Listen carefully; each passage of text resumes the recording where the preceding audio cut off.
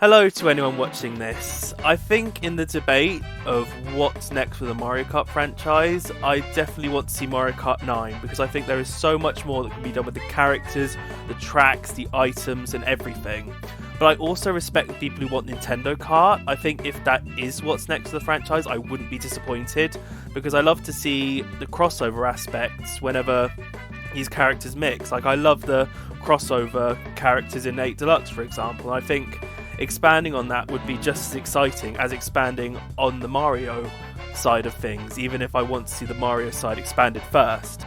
But what I've not enjoyed seeing is sort of people's ideas for Nintendo Kart, very much thinking that the franchise needs to be completely rebooted and needs all these different ideas in a way that just won't feel like Mario Kart anymore, because I think that's what some people fail to understand. People just want pick up and play arcade fun. They don't want massively complicated mechanics or anything. They just want to be able to show it to their 10-year-old cousin and be able to somehow be beaten by them. You know, it doesn't have to be this overcomplicated thing. It just needs to be enjoyable. I think the biggest example of this is when people say that everybody should stick to their own kart or not even a kart. Like, I think that's pointless. I think a lot of the fun in Mario Kart these days is putting wacky combinations together, like especially in DS where everybody had their own set of carts, but then in the end you could put anybody into those carts. That was so much fun. So if we weren't allowed to put Bowser on the Master Cycle anymore, I think that would sort of take a lot of charm away from the game. So today I just wanted to go through sort of what I would do for Nintendo Kart, sort of what I would do for the roster, the mechanics, just to keep it streamlined, but also obviously be divergent from Mario Kart because it has to be its own thing. And obviously I'm not a game designer, so I have no idea how all of these different things would actually come together and how practical it would be to have all this. But I really just wanted to speak my mind because I think there is so much potential for Nintendo Kart that it feels like a lot of people are missing when they try to put needless caps on it. Speaking of needless caps, I'm going to start with the roster because I'm so confused when people are like, oh, let's just have 20 characters. Won't that be fun? Like, no. Why would people want a more limited roster when we are here for a massive crossover? I think we need to go big or go home. I think we need to have this roster still be the next step from Mario Kart 8 Deluxe. I think a square roster of 60 would be perfect for this. And graphic design is not my passion, so hopefully my visualization of all of this doesn't look too hideous. It's just sort of a visual reference for what it could look like. Obviously they all have their own artwork when it comes to the actual game, but I just sort of cobbled together the best PNGs I could find for every character. As for the characters themselves, I think like a lot of things in life, we can take a page from Sonic and Sega All-Stars Racing and have a third of the roster be just pure Mario characters that everybody wants to see. As for the characters themselves, I think that the Double Dash roster pretty much is a perfect window into the Mario series at any point in time. Obviously I have tweaked it so that Shy Guy replaces Paratrooper, mainly because Shy Guy is so much more iconic to the Mario Kart series at this point. And obviously you need to get Rosalina in there, so I swapped her for the babies. And I think Luma would just be the perfect new character, just to still show that the Mario roster has some energy in it. And to keep the roster fair, I think every Nintendo series could just get 4 characters. So starting with The Legend of Zelda, it's just simple really. Link, Zelda, Ganondorf, the 3 Triforce people, the main characters, everything, and Moblin, just for that sort of quirky little Koopa Trooper, little minion appeal that I think this roster is going to benefit a lot from. Next is Metroid, which sort of very easily falls into the too goody, too baddie kind of representation. But because you're not going to be able to get away with Zero Suit Samus again, I threw in Adam Malkovich, just a sort of good representation for Samus' side. And as for someone like Kraid, I think he has a sort of King Bob-omb appeal, or it's just a giant boss character you never thought would be playable, sort of is playable. On to a couple more easy franchises. There's Star Fox, which is just a couple from Team Fox, a couple from Team Wolf, easy peasy. And for Animal Crossing, obviously you're going to keep Villager and Isabelle, and I just think Tom Nook and Blathers deserve to be in as the sort of next 2 most iconic special characters. I think it's just as simple as that with Animal Crossing. Next is Splatoon, which is a bit harder, mainly because there's such a revolving door of characters. But I think obviously you're going to keep Inkling, but alongside that, so Captain Cuttlefish appears all the time, and I think Callie and Marie will always be the most iconic idols. I mean, yeah, you could have Shiver and Big Man, and I'd play as Big Man all the time personally, but I just think you can never go wrong with Callie and Marie. Next is Kirby, and that's also easy, just have the 4 main playable characters. I mean, you could replace Bandana D with one of the bigger bosses or ally characters, but why would you cut Bandana D here? It's just sort of such a perfect quartet of characters. Next is Pikmin, and obviously you need to have Olimar, Pikmin and a Bulborb in a selection like this. But I think Poliwag is a sort of like Charge and Chuck or Wiggler level enemy that you wouldn't necessarily think of, but as soon as you see them you are like, yes, I can vibe with this. Next is Fire Emblem, obviously only able to take up 4 slots this time. I sort of have a much different concept for this series, but for now I'll just show Marth, Cedar, Edelgard and Claude as sort of representations of the older and newer sides of the franchise. With all the love it got in 8, obviously F-Zero has to be here, even though it's on the more obscure side. And I think in terms of characters, any 4 will do, but I just sort of think these 4 fit sort of 2 hero, 2 villain dynamic the best, but any characters from that franchise would be cool to see, really. And to round out the roster, we have the inevitable retro picks that you can't really get 4 characters out of from their franchises, so just sort of stick them together. Obviously Punch-Out's had its more modern games, but I still think it'd fit in with the retro lads. But yeah, this is the sort of rounded roster I'd like to see, just sort of representing all the different corners of Nintendo with characters you never thought you wanted to play as. Obviously I didn't go for any third or second party characters, there'll probably be DLC that adds that in anyway, but I just think as a base game this would be perfect to represent Nintendo as a whole. And as you can tell, a lot of the characters here are perfectly paired up, because I think these would be good default pairings for a double dash mode, which I think would benefit this game a lot more than Mario Kart 9, because this game already has the crossover aspect, so to be able to put together whichever 2 characters you want would just feel perfect. And another way to create more dream pairings would be to have plenty of costumes, and I don't sort of mean in the sense of Smash Bros or Mario Kart Tour, where it's almost like different looks for the sake of different looks, depending on the context. I mean just straight up alternate character costumes and basically nothing else. Think at the lower end you'd have your coloured Yoshis, coloured Shy Guys, coloured Birdos and everything, and then it'd sort of go up from like different seasons for Isabelle and Tom. Obviously this would mean that some characters probably wouldn't get costumes, but I think if you set the same precedent as 8, where you can tell that the coloured Yoshis and Shy Guys and even Breath of the Wild Link are pretty much different characters, then you should be able to create the perfect selection of them. And so obviously while they'd bring back the different coloured Yoshis and Shy Guys, they could give the same treatment to Luma and Pikmin and Kirby, and give different era looks to the Star Fox characters and the Legend of Zelda characters, as well as maybe even the seasonal looks for Isabelle and Tom Nook between the different games.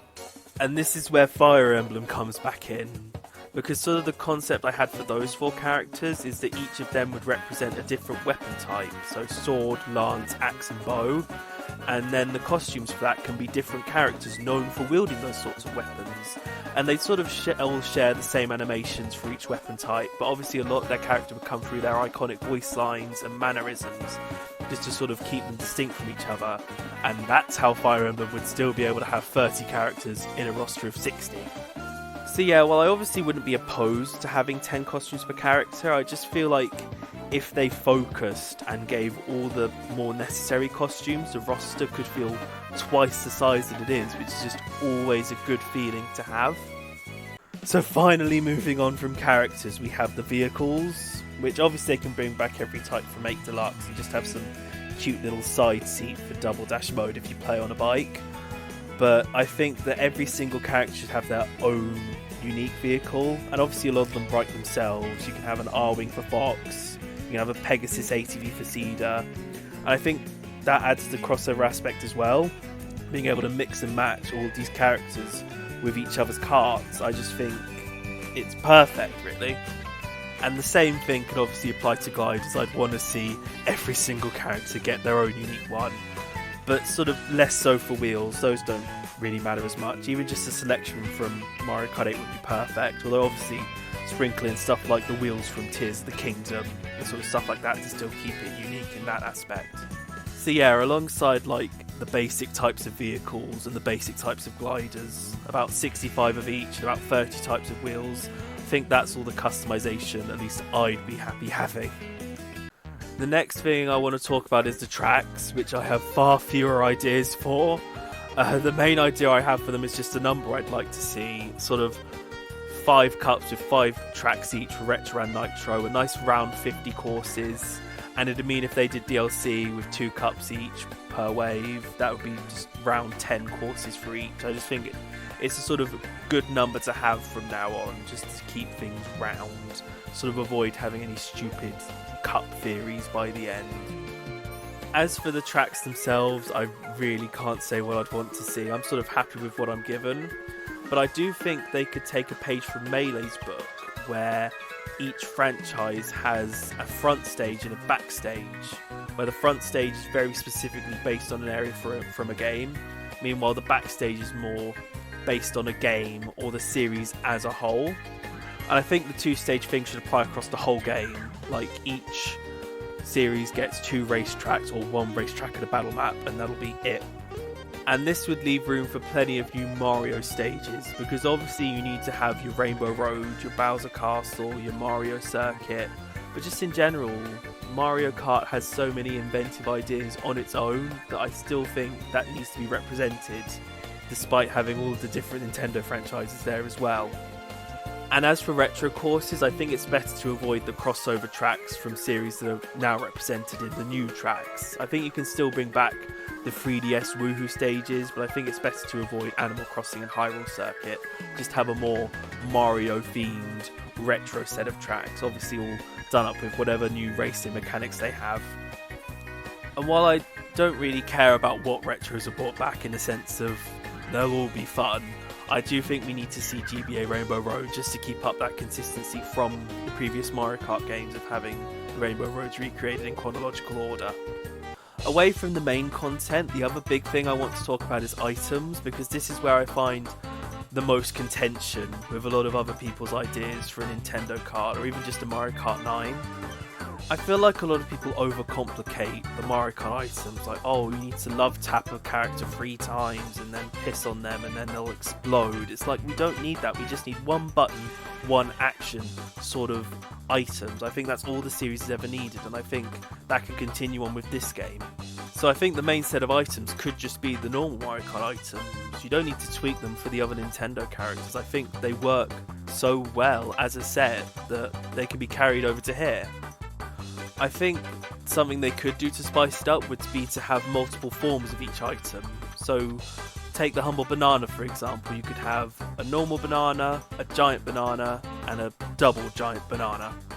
And I'd want to apply this to every single item in the game. Even the big ones like the bullet bill and the blue shell could have upgraded versions, even if it's just like chucking out 3 blue shells that go after first, second or third, or having like something akin to Bullet Bill Frenzy from Mario Kart Tour. It shoots out little missiles, just something like that for every single item.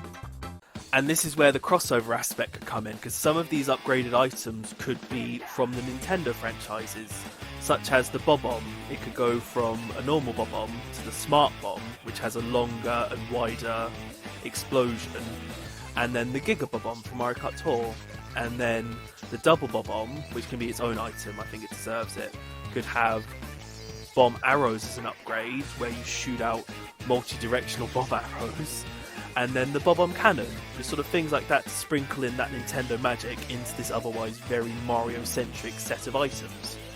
And the way I'd want to apply these items would be for every single character to have 2 of the second tier items and 2 of the third tier items, sort of as a new version of special items. And the way that I'd apply them to the item roulette is that instead of rolling the basic version, you'd roll the upgraded version. So for Donkey Kong, for example, instead of rolling a normal banana, he will always roll a giant banana. And I think the preset special items should always apply to Grand Prix. Obviously, when you get into Versus mode, you should have a little bit to the side of the kart customizer where you can choose exactly which 4 special items that you want. And I think if you have custom items come back, that's when you can go truly wacky. with that, you'd be able to dispose of any limits and just be able to have entirely banana barrels or entirely smart bombs, just whatever combination you want, and that would apply to every single character. I really hope the way I've explained it and the visuals I've provided have helped make it understandable, because this is something I've really thought about even for Mario Kart 9. I think this would be a good idea to have sort of tiered items rather than loads of completely new items. I just think it's the perfect way to add spice to every character in the roster, and obviously in online mode they'd probably be stuck with their presets as well unless you go to friends lobbies. Just make each character have more of their own worth than just their individual stats.